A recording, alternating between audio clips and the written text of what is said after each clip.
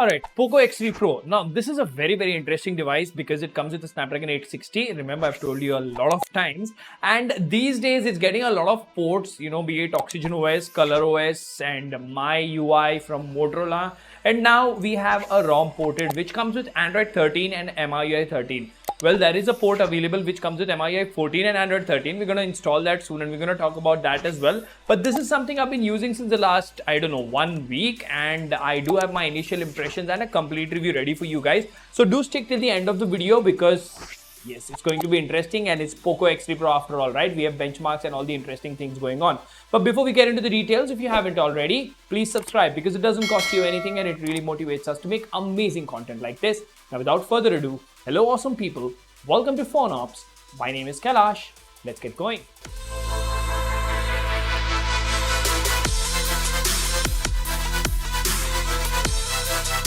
So let's see what we have here. We have our beloved Poco X3 Pro. Let's directly jump to settings and go to my device. Now this is of course 13.1.22.25. So this is basically a developer beta that we are talking about. If you go to all specifications, you will see that it has an October security patch and it does come with Android 13 on board, which in my opinion is a good thing. Now what Android 13 does bring with itself is next level smoothness.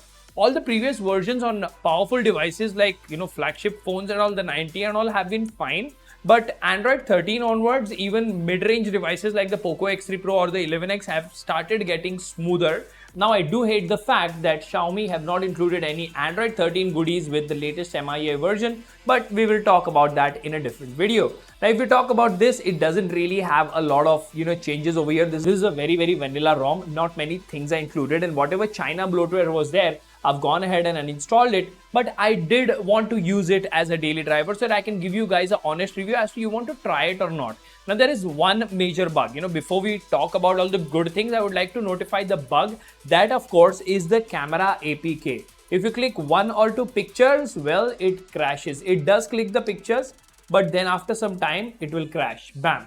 But if you go again to the camera application, you will notice that the picture has been clicked and the clarity is pretty decent. So there's no problem with that. But yeah, you can install a Gcam and stuff like that. Now apart from this, if you go to settings, there are quite a lot of interesting things going on over here. If you go to wallpaper and personalization, you will see that everything is still the same, but it's much more smoother and it looks much better. The thing that is missing over here is monet customization. ROMs like MIUI SR are able to enable monet customization.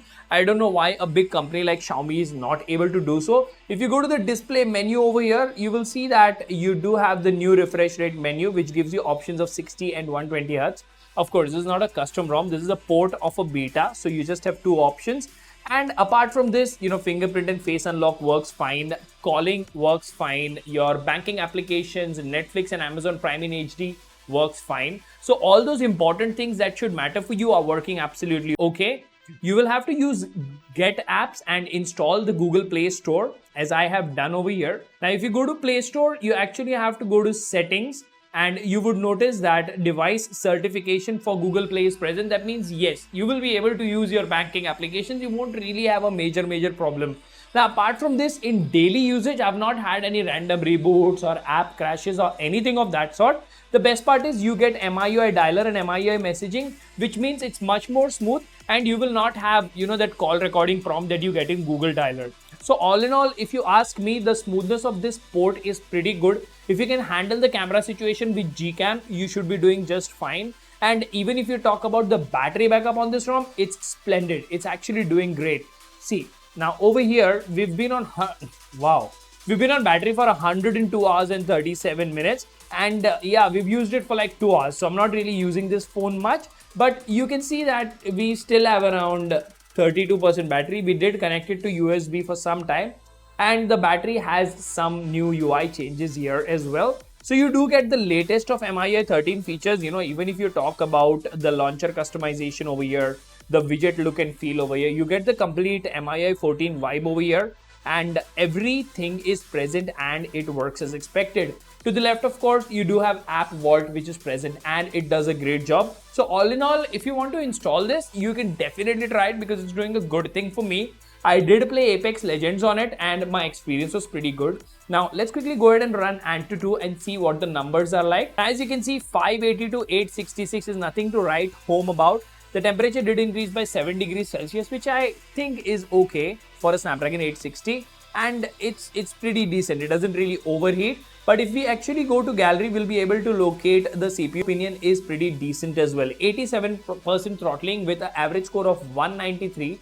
210 GIPS, so that's good. And last but not the least, if you actually go to Geekbench over here, you will notice that the scores are pretty decent here as well. 768 single core, 2623 multi-core. Now 768 single core clearly states that the single core performance of this ROM is good. That means you're going to get decent gaming experience, if not amazing. I've not tried 90 FPS gaming on any of the games, but 60 FPS was pretty rock solid, and most of the times I did not have any issues unless there are 2 or 3 squads in games like Apex Mobile and stuff like that.